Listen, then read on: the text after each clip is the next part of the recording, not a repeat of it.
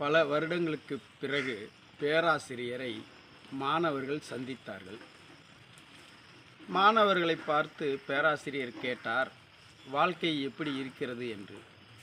அதற்கு மாணவர்கள், வாழ்க்கை திருப்திகரமாக இல்லை, சோகம், துக்கம், துயரம், பல இடர்பாடுகள் நிறைந்த வாழ்க்கையாக இருக்கிறதுக்கு வாழ்க்கையே வாழ முடியவில்லை என்கின்ற வகையில் அவரவரும் மனதில் இருந்ததை எல்லாம் கொட்டி தீர்த்து விட்டார்கள்.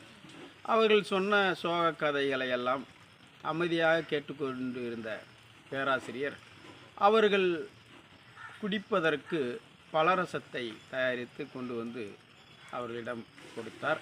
அந்த பலரசமானது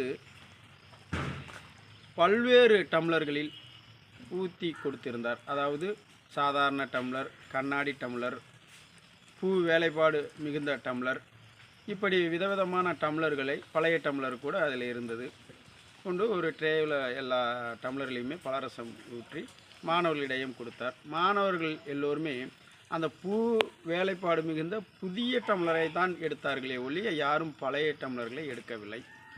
அதை பார்த்த பேராசிரியர், கவனித்தீர்களா, பலரசம் என்பது எல்லா டம்ளர்லையும் இருப்பது ஒரே ஒரு பலரசம்தான், அது ஒரே சுவையை தான் தரும். ஆனால் நீங்கள் பழைய டம்ளரை விரும்பாமல் புதிய டம்ளரை மட்டும்தான் விரும்புகிறீர்கள், இதுதான் வாழ்க்கை என்று சொன்னார்.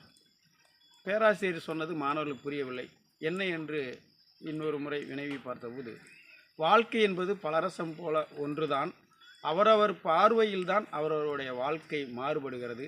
இந்த வாழ்க்கையை வேண்டாத போட்டி, பொறாமை, காழ்ப்புணர்வுனால் வாழ்க்கை உங்களால் ரசிக்க முடியவில்லை என்று சொன்னார். அதை உணர்ந்து கொண்ட மாணவர்கள் அங்கிருந்து அவரிடம் திருப்தியான ஒரு பதிலோடு விடைபெற்றனர். நன்றி.